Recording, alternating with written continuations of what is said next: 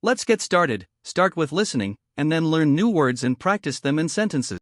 How would you describe your home in English? Picture it in your mind. The colors, the comfort, the unique corners that make it yours.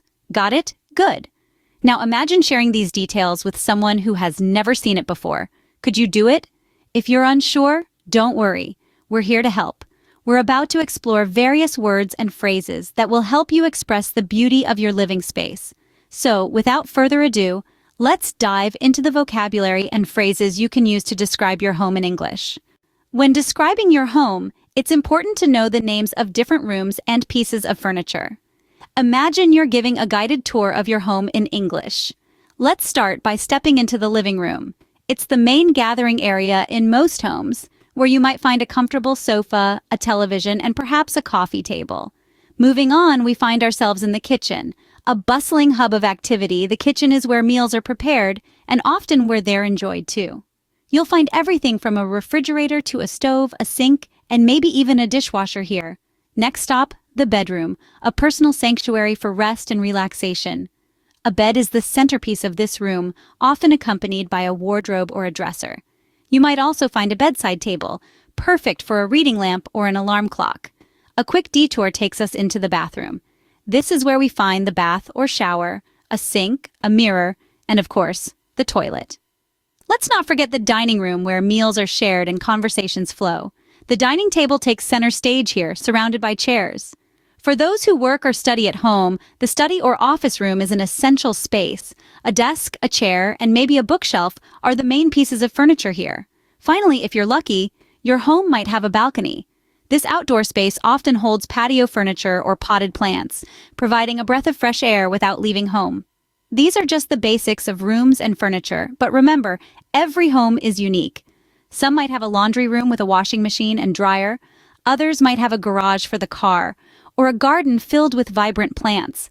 So, whether you're discussing your home in a conversation or writing about it in English, these words will be your building blocks.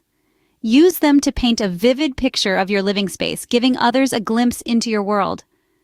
Now you're familiar with some of the basic vocabulary for rooms and furniture. So, where do you live? In a house or an apartment? Let's dive into the vocabulary that can help you answer this question. If you live in a standalone building that's not attached to any other homes, you would say, I live in a house.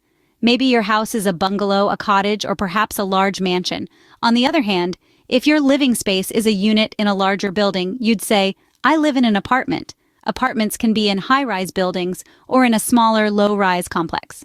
But there's more to it. You might live in a condominium, often shortened to condo, which is similar to an apartment but you own it. Or perhaps you reside in a townhouse, a tall, narrow, traditional row house. Remember, when you're describing your residence, the type of building is just as important as the rooms inside it. Well done. Now you can tell people about the type of residence you live in. It's not just about stating facts, but also describing your home and its features. To do so, we need to employ some descriptive adjectives and prepositions of place. Let's start with adjectives. These are the words that help us add color, texture, and life to our descriptions. Picture your home for a moment. Is it bright, with lots of natural light streaming in? Then bright is the adjective for you. Or maybe your home has been recently renovated with contemporary fixtures and fittings. In that case, modern would be a fitting descriptor. And if your home is large with plenty of room to move around, spacious could be your go-to adjective. These are just 3 examples, but there are many more adjectives that can help you describe your home in a way that brings it to life for others. Now, let's talk about prepositions of place. These are words that help us understand where things are in relation to other things. For example, if your sofa is situated near the window, you could say, the sofa is next to the window. Or perhaps your dining table is located at the center of your dining room. In that case, you could say, the dining table is in the middle of the room. And if the shoe rack is located beneath a coat rack, you could say the shoe rack is under the coat rack. Let's put these together now. Imagine you're describing a living room. You might say, the spacious modern living room is bright with a large window next to the comfortable sofa. In front of the sofa, there's a sleek coffee table under which lies a soft plush rug. Remember, the goal here is to paint a vivid picture of your home. You want the listener or reader to be able to imagine your home just as it is, right down to the smallest detail. So don't be afraid to play around with these adjectives and prepositions and use them in a way that best describes your home.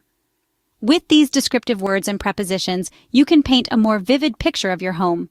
Are you ready to put all this vocabulary and these phrases into practice? Let's imagine a character. Let's call her Emily. She's excited to tell her friend about her new home.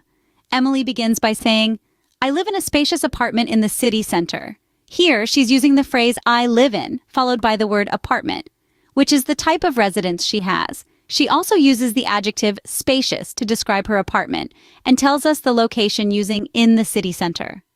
Next, Emily talks about her favorite room, the kitchen. She says, "My kitchen is modern and bright, with a big window next to the sink." She's using the vocabulary words kitchen, window, and sink. She describes her kitchen as modern and bright, which are adjectives, and she uses the preposition of place next to tell us where the window is. Then, Emily moves on to her cozy bedroom. She says, "I have a small but cozy bedroom with a comfortable bed under a beautiful painting." Here, Emily uses the words bedroom, bed, and painting, and describes her bedroom as small but cozy. She tells us where the bed is located using the preposition under. Lastly, Emily talks about her living room. She says, "There's a large sofa in front of the television in the living room." She uses the words sofa, television, and living room, and uses the preposition in front of to describe where the sofa is. This is how Emily uses the vocabulary and phrases we've learned to describe her home. She talks about the type of residence she lives in, describes each room with adjectives, tells us about the furniture in each room, and uses prepositions to explain where things are located. And there you have it. You're now well equipped to describe your home in English. Let's quickly recap what we've learned today. We've delved into rooms and furniture vocabulary, so you can now identify your kitchen, your sofa, and your bedroom in English. We've also talked about how to describe your residence, whether it's a house or an apartment. We've touched on using adjectives like bright and spacious, and prepositions of place, such as next to and under. Remember, practice makes perfect. Don't hesitate to describe your home in English whenever you get the chance. Let's learn new words and practice English at level A2. Living room, the main room in a house where people relax or entertain guests. Example, my family watches TV together in the living room every evening. Bedroom, a room used for sleeping. Example, my bedroom is small, but it has a comfortable bed and a desk. Kitchen, a room where food is prepared and cooked. Example, I love cooking pasta in our kitchen because it's spacious and well lit. Furniture, objects like chairs, tables, and beds used to make a room suitable for living. Example, the furniture in my home includes a sofa, a dining table, and a bookshelf. Garden, an outdoor area where plants, flowers, or vegetables are grown. Example, we have a small garden with roses and a few fruit trees behind our house.